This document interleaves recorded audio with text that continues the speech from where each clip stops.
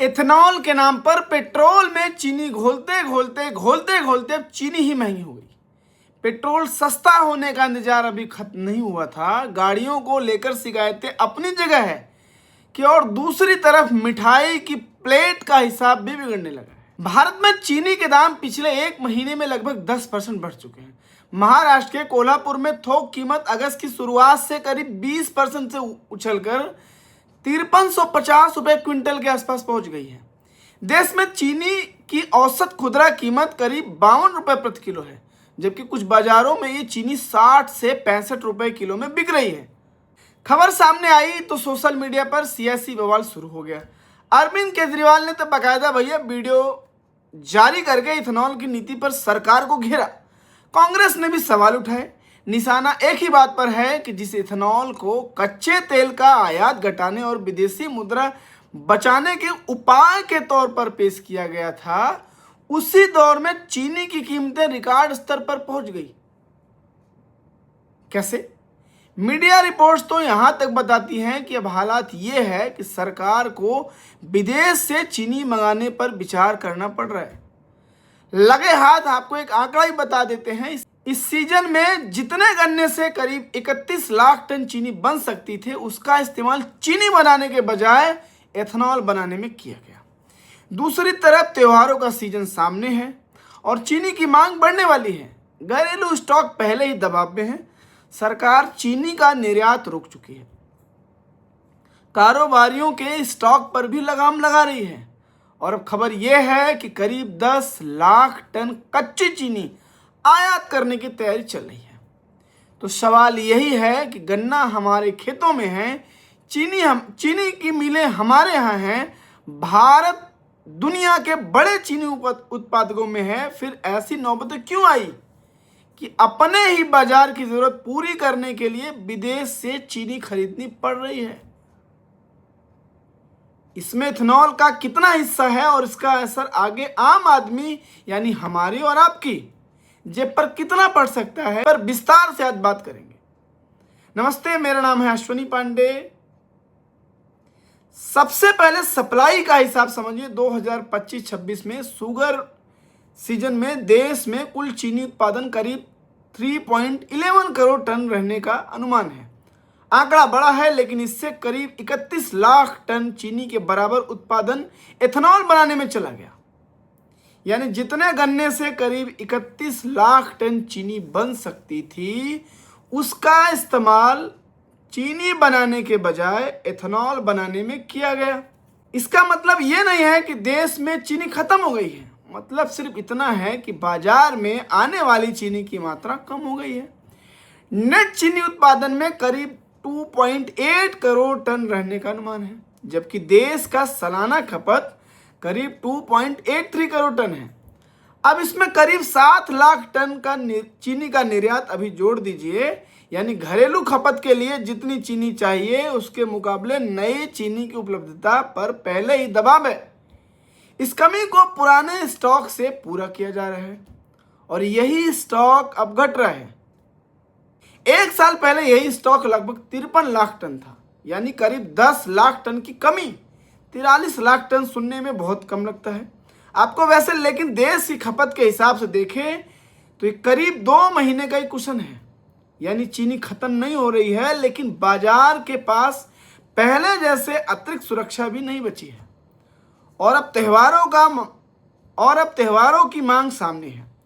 अगस्त से नवंबर के बीच चीनी की खपत बढ़ती है। गणेश चतुर्थी, दशहरा और दिवाली जैसे त्योहारों में मिठाइयाँ की मांग बढ़ सकती है और बढ़ती भी हर साल।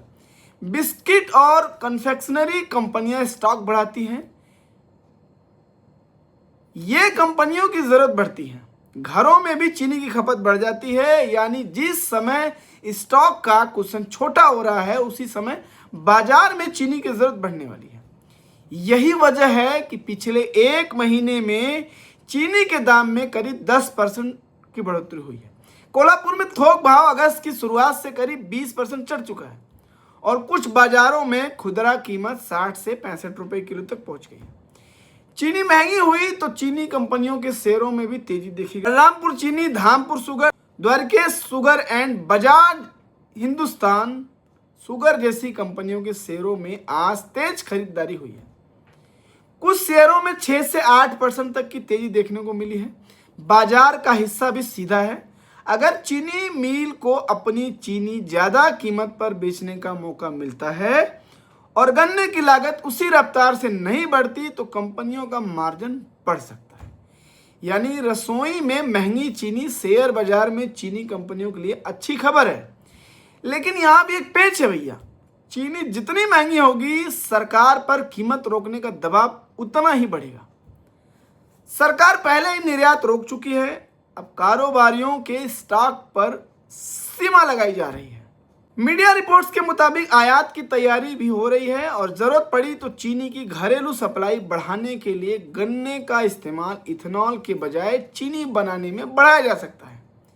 इसलिए निवेशकों के लिए कहानी इतनी सीधी भी नहीं है कि चीनी महंगी हुई और मिलों का मुनाफा बढ़ गया। सरकार अगर बाजार में ज्यादा चीनी उतार देती है तो कीमतों पर दबाव आ जाता है। यानी जिस चीज ने आज चीनी शेयरों को चढ़ाया है वही चीज कल सरकार के हस्तक्षेप की वजह भी बन सकती है।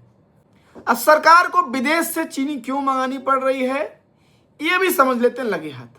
स्थिति इतनी तंग हुई है कि सरकार करीब 10 लाख टन कच्ची चीनी बिना आयात शुल्क के मंगाने पर विचार कर रही है। ऐसी खबरें आ रही हैं कि करीब 1 दशक बाद भारत फिर बड़े पैमाने पर चीनी आयात करने की स्थिति में पहुंचा।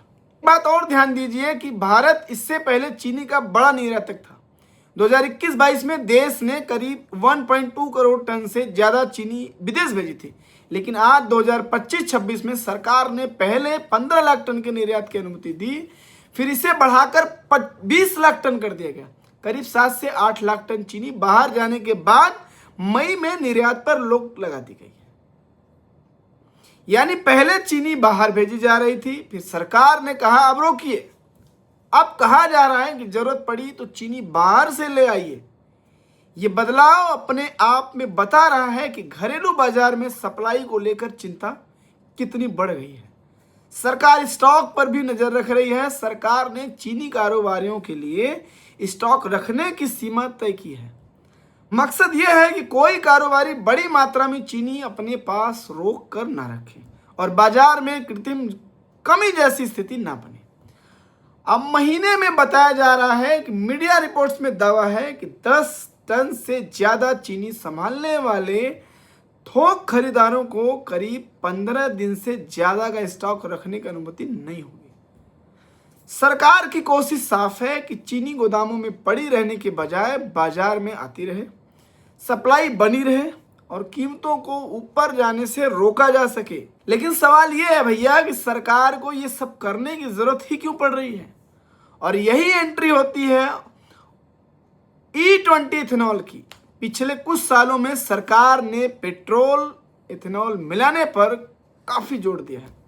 मकसद था कि कच्चे तेल का आयात घटाना और विदेशी मुद्रा बचाना। E20 इसी नीति का बड़ा लक्ष्य है। भारत 2024-25 में करीब 19% इथेनॉल ब्लेंडिंग तक पहुंच चुका था। 2025-26 में 20% का लक्ष्य रखा गया है। इथेनॉल बनाने की क्षमता भी तेजी से बढ़ रही है। अक्टूबर 2025 तक करीब 1953 करोड़ लीटर सालाना पहुंच गई। लेकिन इथेनॉल के लिए कच्चा माल चाहिए, गन्ने का रस चाहिए, बिमोलोसिस चाहिए, चीनी आधारित पीट स्टॉक चाहिए, मक्का और चावल भी इस्तेमाल होते हैं। यानी गन्ने का एक हिस्सा अब सिर्फ चीनी बनाने के लिए नहीं, उसका इस्तेमाल E20 पेट्रोल के लिए भी हो रहा है। इसी सीजन में करीब 31 लाख टन चीनी के बराबर उत्पादन इथेनॉल की तरफ गया। और जब बाजार में चीनी का स्टॉक पहले ही कम हो रहा है तब ये मात्रा छोटी नहीं है। इथेनॉल के अपने फायदे हैं। कच्चे तेल पर निर्भरता कम हो सकती है, विदेशी मुद्रा बच सकती है, किसानों को गन्ने का एक अतिरिक्त बाजार मिलता है। लेकिन दूसरी तरफ अगर गन्ने का ज्यादा हिस्सा इथेनॉल में जाएगा तो चीनी की उपलब्धता पर असर पड़ सकता है। और अगर अगले साल इथेनॉल के लिए मक्का और चावल का इस्तेमाल बढ़ा तो कहानी सिर्फ चीनी तक सीमित नहीं रहेगी। मक्का, पोल्ट्री और पशु आहार में भी इस्तेमाल होता है। चावल सीधे खाद्य बाजार से जुड़ा है, यानी एक फ्यूल पॉलिसी का असर आखिरकार खाने की चीजों पर पड़ सकता है। और जैसा अभी जीने में भी दिख रहा है, इसलिए मुख्य आर्थिक सलाहकार वी अनंत नागेश्वरम ने भी E20 से आगे ब्लेंडिंग बढ़ाने पहले food versus flu trade off का पूरा हिसाब करने की जरूरत बताई है। मतलब एथेनॉल बंद करने की बात नहीं है, बात सिर्फ इतनी है कि पेट्रोल की टंकी का फायदा गिनते समय रसोई का नुकसान भी गिना जाए। और अगर कल एथेनॉल के लिए गन्ने के बाद मक्का और चावल की बारी आती है तो सवाल और बड़ा होगा, क्योंकि पेट्रोल की टंकी भरने के लिए अगर खाने की थाली का हिसाब बिगड़ने लगा तो फिर विकास का मीटर सिर्फ पेट्रोल पंप पर नहीं, रसोई में भी दिख सकता है। अब इस पर सरकार क्या करती है, क्या दान देती है, क्या कदम उठाती है, उस पर हम नजर बनाए हुए हैं। बाकी आपका क्या सोचना है इस पूरे मामले के बारे में? मैं चीनी के जो रेट बढ़ रहे हैं उसके बारे में कमेंट्स बॉक्स में जरूर बताइएगा।